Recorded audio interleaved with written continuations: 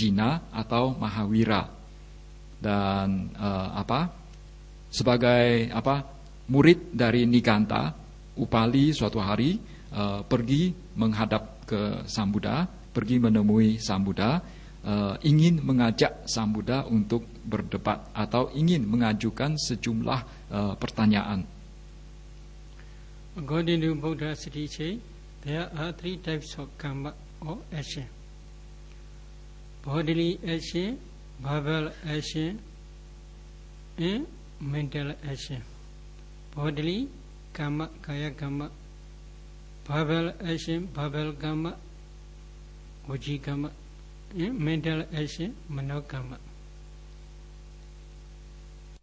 Menurut ajaran Sambuddha, ada tiga jenis karma atau perbuatan, yaitu perbuatan yang dilakukan melalui jasmani, perbuatan yang dilakukan melalui ucapan, dan perbuatan yang dilakukan melalui pikiran atau batin. According to Mahawira or Jina's teaching, they are called Kaya Danda, bodily Danda, vaci Danda, verbal Danda, and mano Danda, mental Danda. The what are different but meaning is same.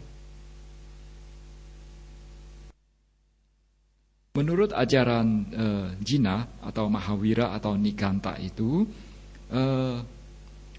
perbuatan ada tiga jenis danda, yaitu kaya danda, danda melalui jasmani, danda melalui ucapan, dan melalui pikiran. Ketiga hal ini sama seperti dengan tiga jenis karma itu. Among these three types of karma, the question is, which is the worst? This is question. Which is Most heavy. So, according to Buddha's teaching, mental karma, mano karma is most heaviest karma. But according to Mahawira's teaching, bodily karma is heaviest karma. Dia mengajukan pertanyaan. He asked question. Dia mengajukan pertanyaan kepada Sambuddha bahwa menurut ajaran Sambuddha, di antara perbuatan yang dilakukan melalui jasmani, melalui ucapan dan batin itu, yang paling berat, yang akibatnya paling berat adalah melalui pikiran atau batin. Sedangkan menurut ajaran Jina, perbuatan yang dilakukan melalui karma yang dilakukan melalui jasmani itu merupakan yang paling berat. At that time, Buddha asked to Upali one question: how your teacher teaches? How your teacher does teach? When we are going on our way, unintentionally we may press some insects. At that time, insects may die. At that time, at that time, that karma is heaviest karma or not? In this way, Buddha asked.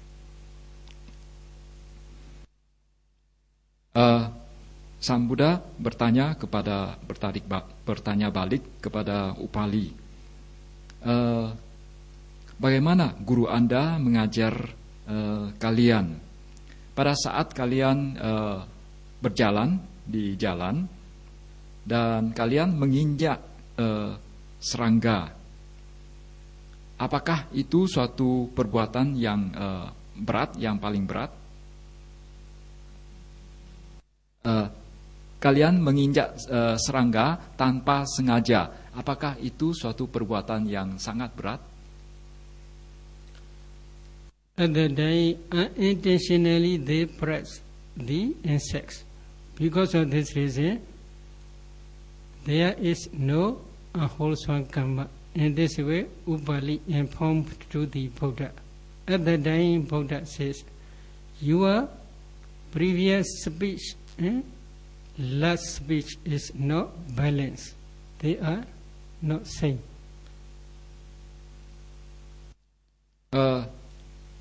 Sang Buddha mengatakan karena tidak secara sengaja, oleh karena itu bukanlah akusala kama. It is not akusala kama. Lantas Upali mengatakan apa yang engkau ucapkan itu saling bertentangan. Yang antara yang pertama yang dibicarakan, yang dikatakan sebelumnya, yang diajarkan sebelumnya dengan ungkapan yang terakhir ini.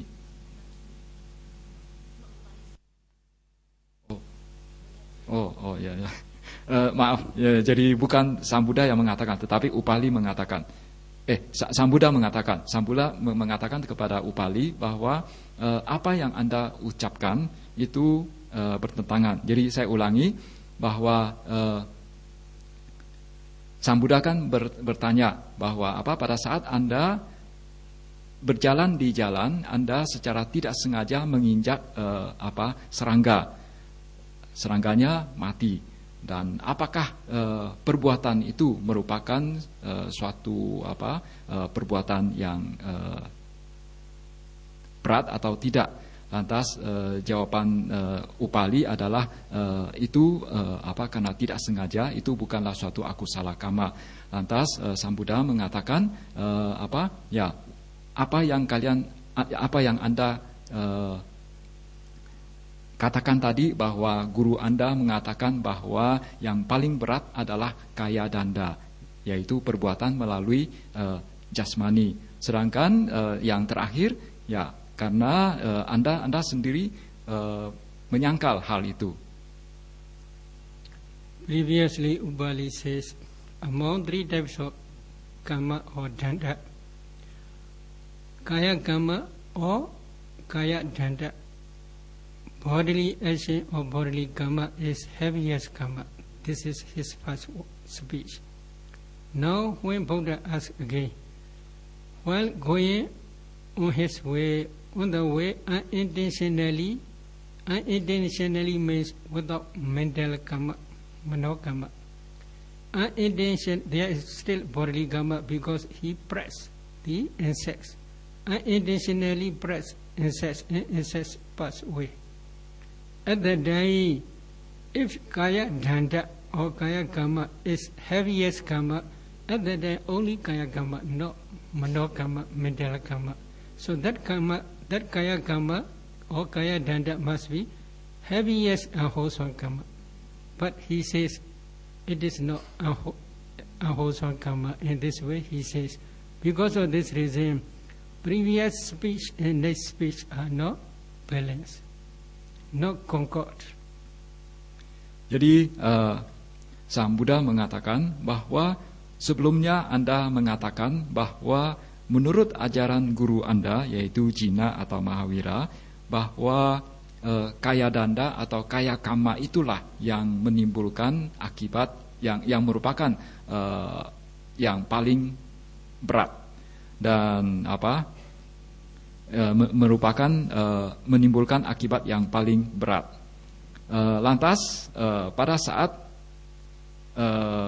saya menanyakan Anda lebih lanjut lagi, apabila seseorang secara tidak sengaja menginjak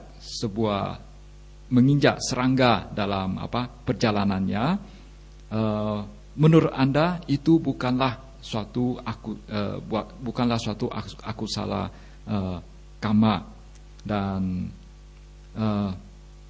berarti dalam hal ini karena tidak sengaja sehingga itu bukanlah suatu mano kama, jadi itu hanyalah suatu kaya kama, jadi itu bukanlah suatu perbuatan yang dilakukan melalui batin, yaitu secara sengaja, tetapi itu hanyalah suatu perbuatan melalui jasmani saja.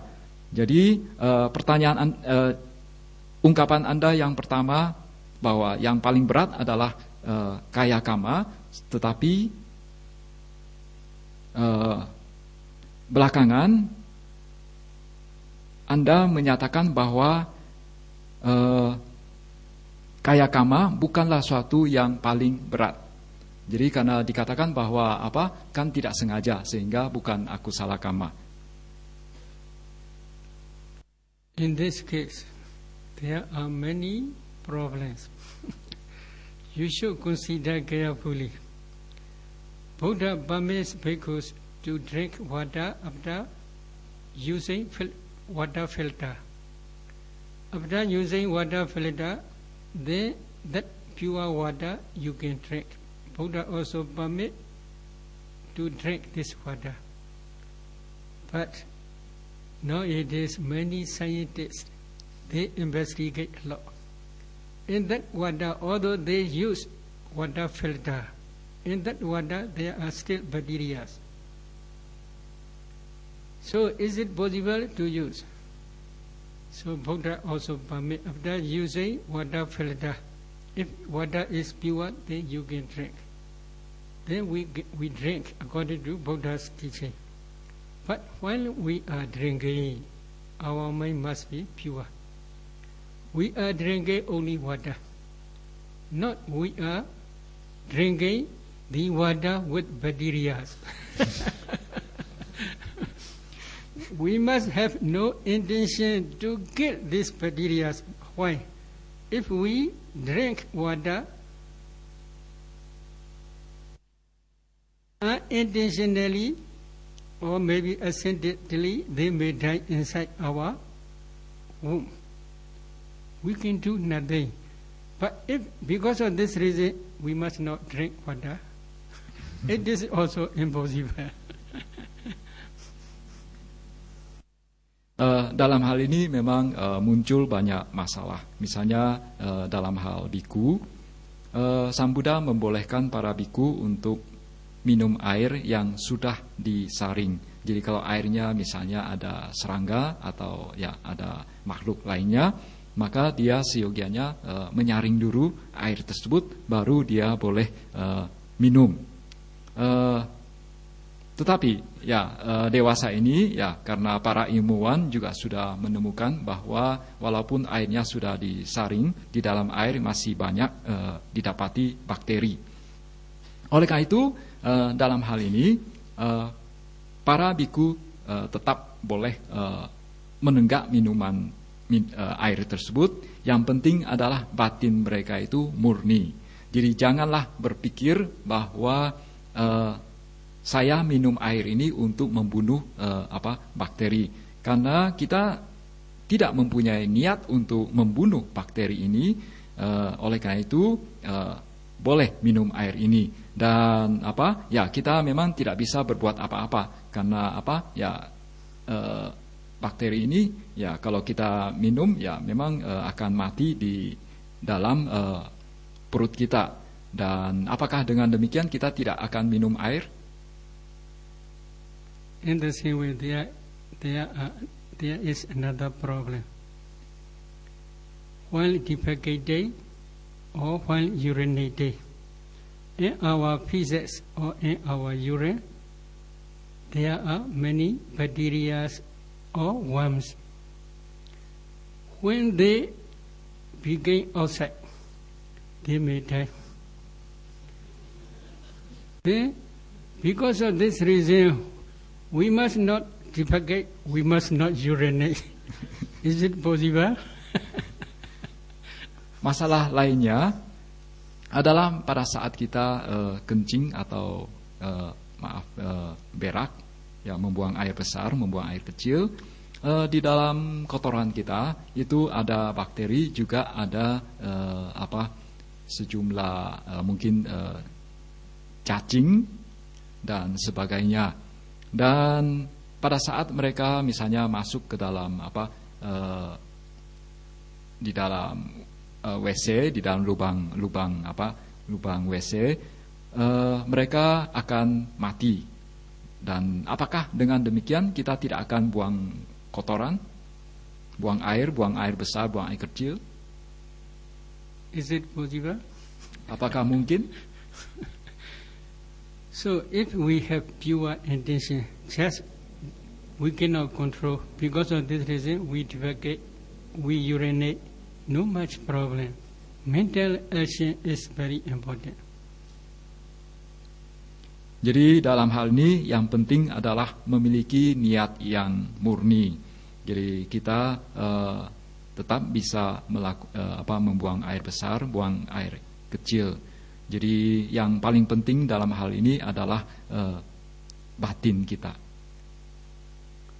In the same way, when we eat, occasionally we eat some raw vegetables. According to scientists, in some raw vegetables there are also many bacteria.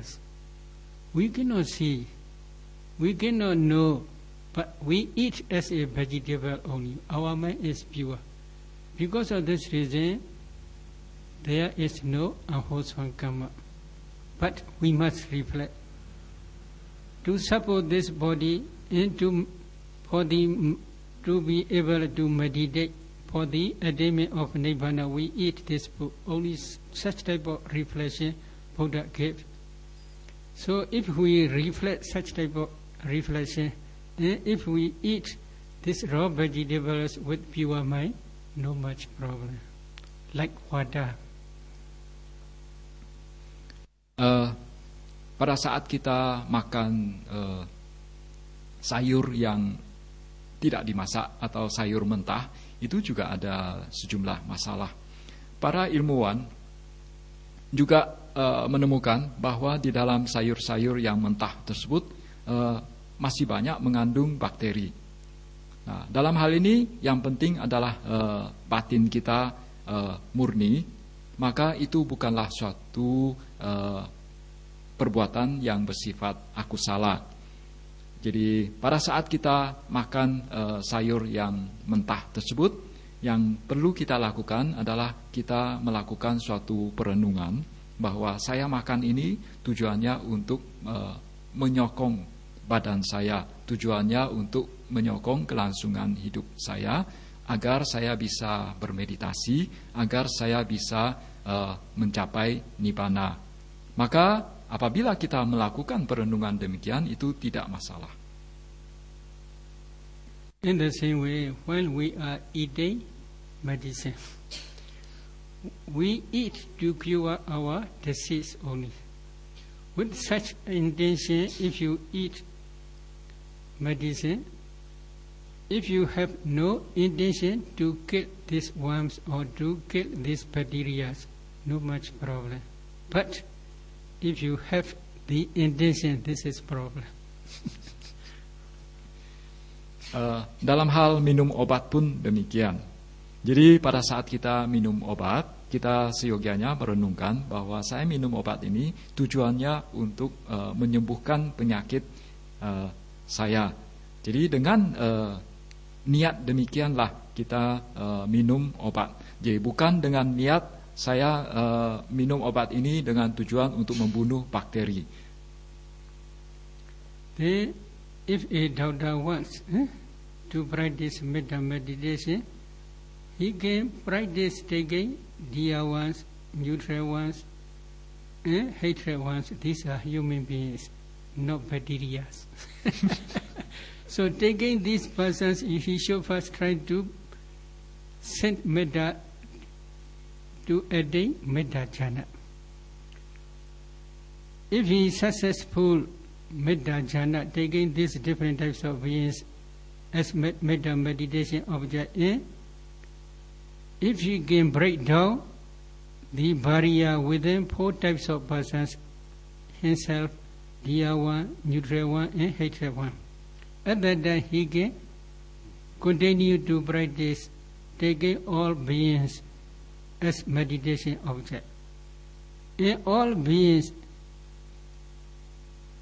human beings also possible, devas also possible, yamas also, brahmas also possible, animals also possible, different types of worms also possible. always he should take as meditation object. And if he practice metta meditation, it is also possible to attain metta jhana. Bagi seorang dokter yang ingin berlatih meditasi metta bhavana, maka dia seyogianya mengambil orang yang dikasihi, orang yang netral, orang yang dibenci sebagai objek meditasinya, bukan menggunakan bakteri. Jadi dengan pertama-tama dia memancarkan metta kepada orang yang dikasihi sampai mencapai metta jhana, dan setelah itu dia mengambil makhluk hidup lain sebagai objeknya. Demikian selanjutnya sampai dia mampu memecahkan sekat di antara dirinya sendiri dengan orang yang dikasihi, orang yang netral, dan orang yang dibenci, dan dia berlatih secara berkesinambungan. Dia lanjutkan latihannya sampai dia mengirimkan metta kepada semua makhluk hidup, atau dengan kata lain dia mengambil semua makhluk hidup sebagai objek meditasinya. Dan apabila dia mengambil semua makhluk hidup sebagai objek meditasinya, maka itu tentu saja juga mencakup semua manusia, semua dewa, semua Brahma, semua hewan, termasuk semua cacing atau kuman. Jadi dengan demikian, apabila dia memancarkan metta kepada semua makhluk hidup sebagai objeknya, maka dia akan mencapai metta jhana.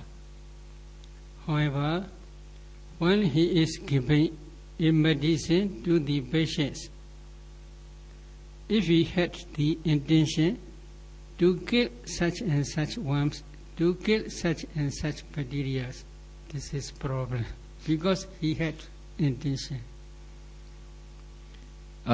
Tetapi apabila dia memberi obat kepada pasiennya dengan niat bahwa tujuan pemberian obat ini adalah membunuh bakteri, maka itu memang jadi masalah.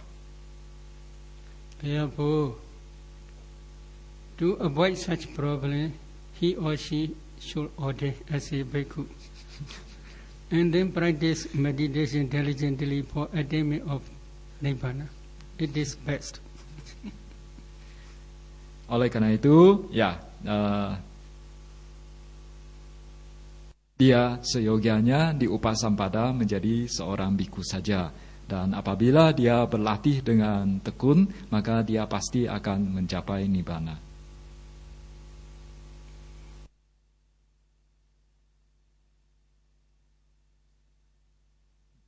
The next question. If a person has attained jhana or metta jhana, can he or she still have anger, short-tempered, irritation when he or she is not in jhana? Metta practice is, I believe, to help a person more soft and gentle physically, verbally, and mentally. Apabila seorang sudah mencapai metta jhana, apakah dia masih mempunyai kemarahan? Apakah masih mudah emosi? Apakah masih mudah teriritasi atau teriritasi ketika dia tidak berada di dalam jhana? Praktek metta atau latihan metta, saya berharap bisa membantu. Adalah seseorang akan menjadi lebih lembut, lebih halus secara fisik, secara verbal, secara ucapan, maupun secara mental atau batin.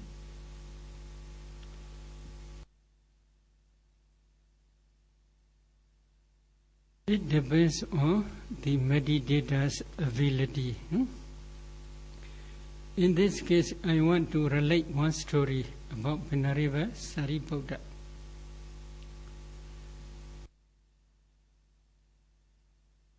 In one life, Venerable Sariputta renounced the world, ordained as a Isi Babija. Isi Babija means outside Buddha's dispensation there are no bhikkhus and bhikkhunis. Because of this reason, they ordained as a Isi.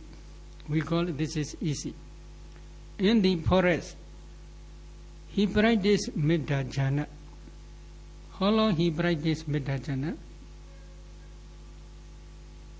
For 7 years. Not 3 months. Not 1 month. Not 2 months.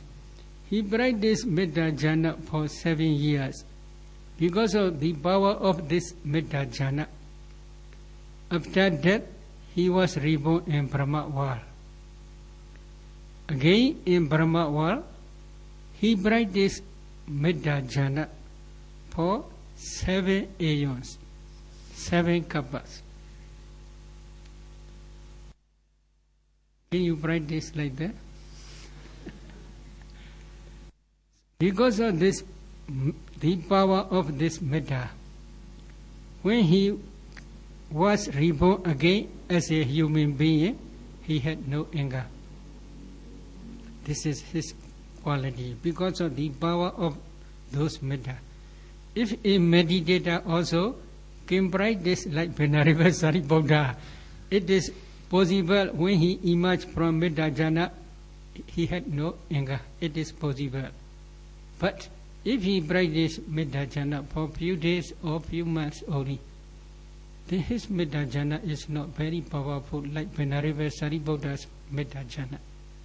Because of this reason, when he emerged from Metta Jhana, other cognitive process, cognitive process, ear do, nose do, tongue do, body do, mind do, cognitive process may arise depending on his intention, manasigara. If that manasigara intention is wise intention, yoniso manasigara, wholesome dhammas may arise. But if this intention is unwise intention, ayoniso manasigara, then unwholesome dhammas may arise. Among these unwholesome dhammas, lobha also include, dosa, anger also include. Ini bergantung pada kemampuan sang meditator. Saya akan menceritakan sebuah kisah yang berhubungan dengan Yang Mulia Sariputta. Di dalam kelahiran lampaunya, dalam satu kelahiran, pada saat itu dia terlahir di zaman di mana tidak ada ajaran Buddha. Oleh karena itu, yang calon Sariputta ini, dia pada saat meninggalkan kehidupan berumah tangga, dia bukan menjadi seorang biku, tapi menjadi seorang resi. Menjadi seorang resi, atau bahasa Palinya itu isi, dan dia tinggal di hutan. Pada saat itu dia berlatih metta bawana selama 7 tahun. Jadi bukan berlatih metta hanya selama 3 bulan, atau 1 bulan, atau 2 bulan. Dengan kekuatan latihannya ini akhirnya dia mencapai Metta Jhana, dan setelah meninggal berkat kekuatan Metta Jhana ini dia terlahir di alam Brahma. Di alam Brahma tersebut dia melanjutkan latihan meditasi mettanya selama 7 kapa, ya, 7 kapa. Apakah kalian bisa melakukannya seperti ini? Dan setelah itu, setelah meninggalkan alam Brahma, ketika sang calon Sariputta ini terlahir sebagai manusia, dia orangnya ini tidak ada kemarahan, ya, tidak mudah marah, dan yang calon Sariputta ini walaupun dia sudah keluar dari jhananya, dia tetap tidak memiliki bukanlah orang yang emosi. Dan tentu saja ini bukan karena latihan hanya beberapa hari atau beberapa bulan saja. Karena jadi kalau bagi mereka yang tidak memiliki kemampuan seperti Sariputta ini, tentu saja kekuatan mereka ini tidak akan seperti tingkatan ini, tidak akan sekuat ini. Pada saat mereka menghadapi berbagai penglihatan dalam proses penglihatannya itu bisa muncul berbagai niat, bisa muncul berbagai manasikara, ya. Dan manasikara ini bisa bersifat ayoniso yang tidak semestinya, yang tidak bijaksana, bisa pula yoniso yang bijaksana.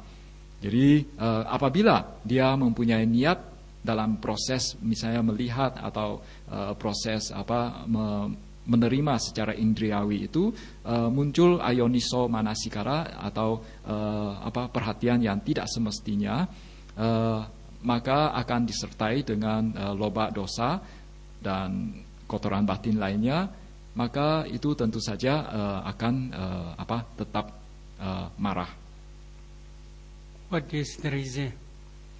The reason is temporary metta jhana can suppress the filaments including anger, temporary only.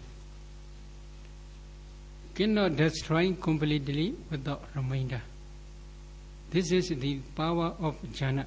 However, based on this metta jhana, if he or she practice vipassana systematically, and if he became Nagami Noradana, at that day his or her Noradana path will destroy anger completely without remainder. At that day he will have no anger at all. Mengapa bisa demikian? Karena pencapaian jana itu hanya menekan secara sementara kemarahan yang ada. Jadi tidak bisa menghilangkannya secara tuntas. Jadi hanya menekan secara sementara saja. Jadi pencapaian metta jana ini dilakukan dengan tujuan untuk menggunakan kekuatan jananya agar bisa melakukan vipassana sehingga akhirnya mencapai anagami, dan berdasarkan buah dari pencapaian anagami ini, di mana setelah melalui magga dari anagami ini, akhirnya kemarahannya ini bisa dihilangkan atau dilenyapkan secara tuntas. Maka apabila sudah demikian, maka tidak akan ada kemarahan lagi. If a meditator can establish metta jhana like Venerable Sariputta for a long time, at that time also that metta jhana may suppress the defilements including anger for long time. But it is very rare opportunity. Apabila seorang meditator yang sudah mencapai metta jhana yang setingkat dengan yang mulia Sariputta, maka dia akan mampu untuk menekan kemarahannya itu dalam jangka waktu yang lama. Tetapi orang yang bisa mencapai tingkatan seperti yang mulia Sariputta ini, di mana mampu karena kekuatan metta jananya ini mampu menekan kemarahannya dalam jangka waktu yang lama, itu sulit ditemui atau jarang didapati orang yang mempunyai tingkatan demikian.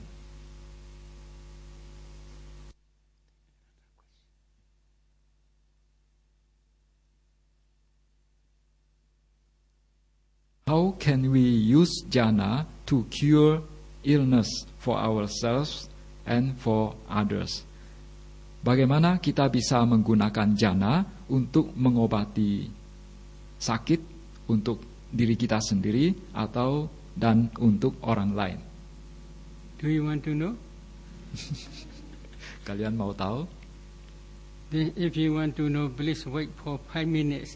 We should do interview, interview for 5 minutes. Okay. Kalau kalian ingin tahu, silakan tunggu sebentar. Selama 5 menit kita akan istirahat sebentar. Because this answer will be very long. This answer will be very long. Ini akan panjang.